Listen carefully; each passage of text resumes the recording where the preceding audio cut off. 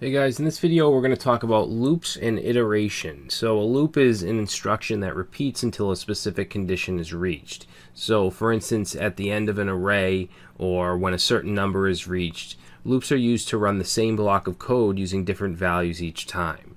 Alright, now there's multiple ways to run iterations in JavaScript and in most languages. The three most popular types of general loops are for loops, while loops, and do while loops. Okay, these are general loops and they're found in most programming languages. So we're going to cover the general loops and then we're going to look at array specific iteration with for each and map, and then we're also going to take a quick look at for in, which is used to basically loop or iterate through objects so we can get key value pairs. Alright, so let's go ahead and start with a for loop. Okay, so we're going to say for, it's set up like a function, and it takes in three parameters that are separated by semicolons. So the first is going to be the declaration of a variable, so we're going to say let. Okay, you always want to use either var or let. You can't use const inside a loop because it's going to keep changing. Alright, so we're going to set I equal to 0. I is used very common. You'll also see x, but you can use anything. And the second parameter is going to be the condition. So let's say as long as I, let's put a space here, we'll say as long as I is less than 10. Alright, so that's our condition. And then the last parameter is going to be an increment of I, so I++.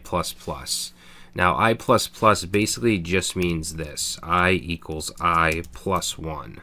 Okay, so it's just going to add 1 to whatever I is.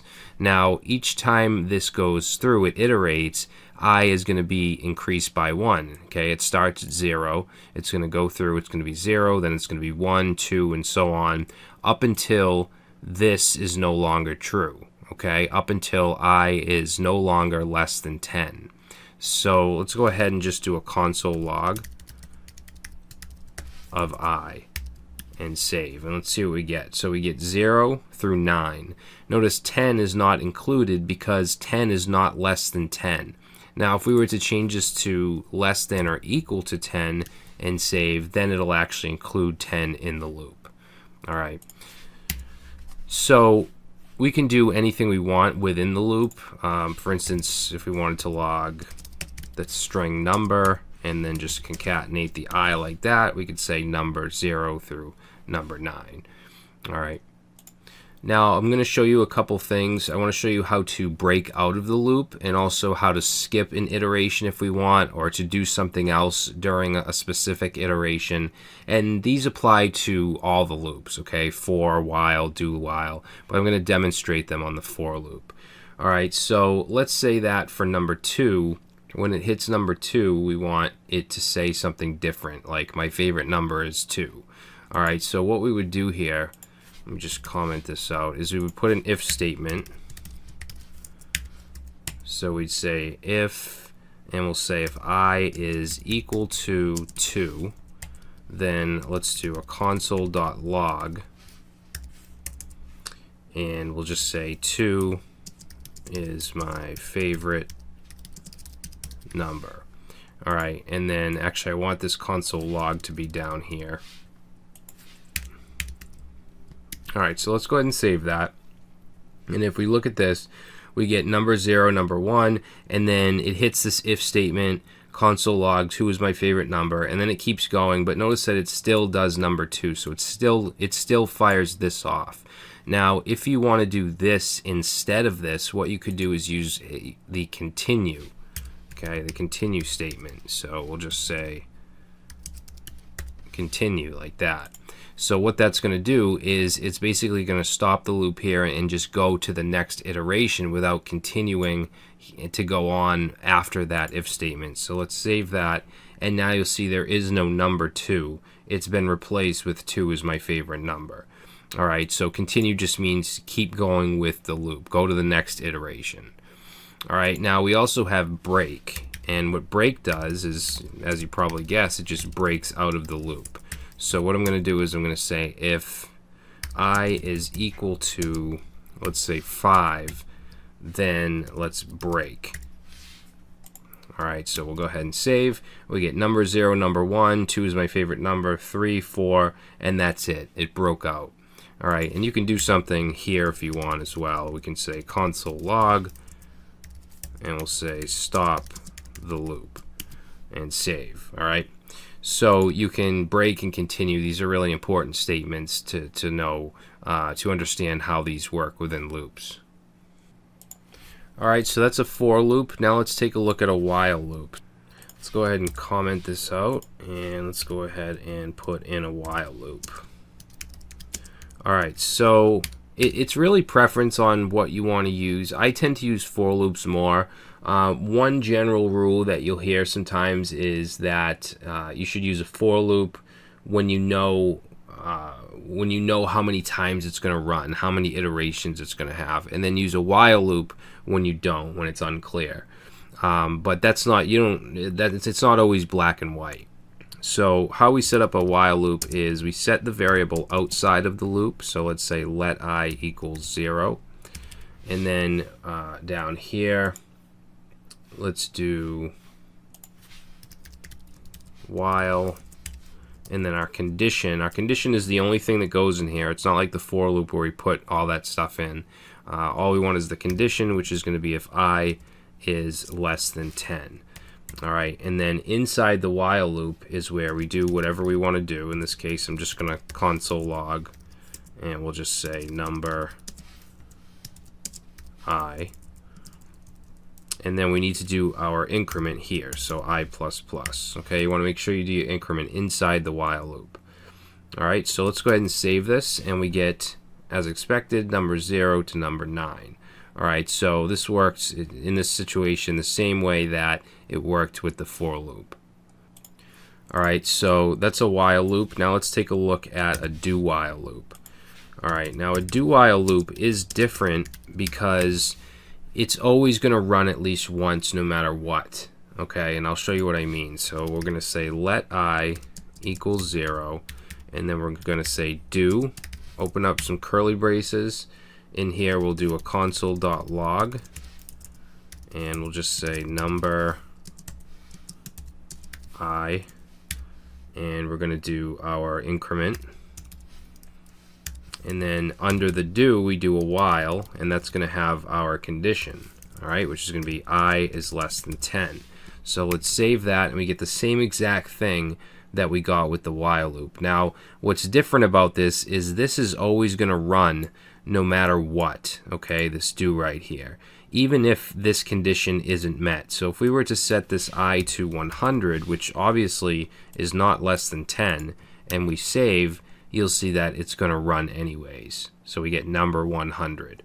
All right, so that's the big difference between a while and a do while, is that it's always going to run once no matter what.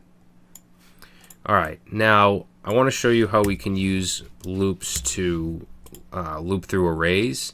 Now, like I said, arrays have specific methods for looping through, which I would suggest using over like a for loop or something, but you can do it. So let's go ahead and create an array. We'll say cars, and we'll set it to an array of just car names. So we'll say Ford, Chevy, Honda, and we'll say Toyota. All right, so we have these car names, and then we can do a for loop. So we can say let I equals 0, and then the condition is going to be if I is less than, and then the array name, which is cars dot length, because we can count the number of values in the array. All right, and then we just want to do I++. So in this case, cars.length is going to equal 4 because we have 4 values in there. So in here, we can say console.log. Now, if we just log I, we'll get 0, 1, 2, 3. Now remember, we can access arrays or array values by just saying like cars1. Cars1 would equal Chevy because there's 0 base, so this would be Chevy. Now in the array, in the loop, we're going 0 through 3. So what we could do if we want to output the car names is we could console log cars and then wrap that I inside a set of brackets. That way the first iteration it's going to be cars 0, which will be Ford. The next one will be Chevy, Honda, Toyota. So we'll save, and now we can get the names of the cars. Okay, and obviously anything that is inside of this array. Alright, and you can do the same thing with a while loop. Just, use cars.length where we did the condition right here. So instead of a solid number, we would use the length of the array. Alright, so let's say loop through array. Alright, now I'm going to comment out the for loop, and we're going to take a look at a for each array loop. So for this, what we'll do is take the array name and say dot for each. Okay, now this for each method, it takes in a callback function. So it takes in a self-calling function like this. Not a self-calling function, an anonymous function. And then it can take in 3 different things, but you really only need one, and that is whatever you want to use as the current iteration or the iterator. So I'm just going to use car. I think that makes sense since we're dealing with cars. Sometimes you'll see like current or car or something like that, but I like to use the singular name of the array. Alright, so what we'll do here is just console.log car. Alright, and save, and we get the same thing. So you can see how much cleaner this looks than this. So I would always suggest using a for each loop if you're trying to loop through an array for some reason. Alright, let's put a comment here. Now, we also have a method called map. And map can work in a few different ways, actually. But it's basically used to return something different, so to return a different array. So what I'm going to do here is I'm going to create an object of users. All right, I'm sorry, an array of objects of users. So we'll say ID 1 name John, and we'll just put a couple. So ID 2 name Sarah, and ID 3 name Karen. Alright, so we have these users. Now what I'm going to do here is set another variable called IDs, and what I want to do is I want to take this array of objects and I want to create an array of the IDs for these users. Alright, so I'm going to set this to users.map, and then map takes in a function just like for each. Actually, there's a couple things with for each I forgot to show you. I'm going to show you in a second. So in here we're going to say user, okay, just like we did with the for each, and then we're going to return user.id. Okay, so it's going to loop through and it's going to return each ID inside of an array. So now if I want to go down here, I can console.log IDs and save, and now I have an array of the user IDs. Alright, if I were to add another user here, sorry about that, if I were to add another user, let's say Steve, and save, you'll see that now we get Steve's ID, which is 4. Alright, so that's map, and there's a lot more to map as well, and we'll get into that later on. But I just want to show you real quick with for each. Like I said, there's 3 things that this can take in. One is the iterator. The next is the index. So index, if we want to go down here, let's actually make this a template string, and we'll put in this syntax, and we'll say index. We'll put a colon, and then we'll put the value, which is car, and save, and you can see that it starts at 0 and just increments by 1. Alright, another thing we can pass in is the actual array, so the entire array, so we can access that if we say console.log array and save, and now you'll see you can access the whole array, and it's gonna loop through each time and show each time. Alright, so I just wanted to mention that real quick. Now the last thing I want to show you is a for in loop, which is often used for objects. So let's create a single object called user, and we'll give this user a first name